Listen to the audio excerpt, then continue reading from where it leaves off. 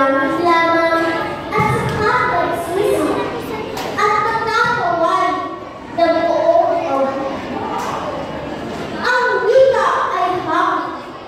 Siyang buhay sa tatik na hinga ng kulturang patay.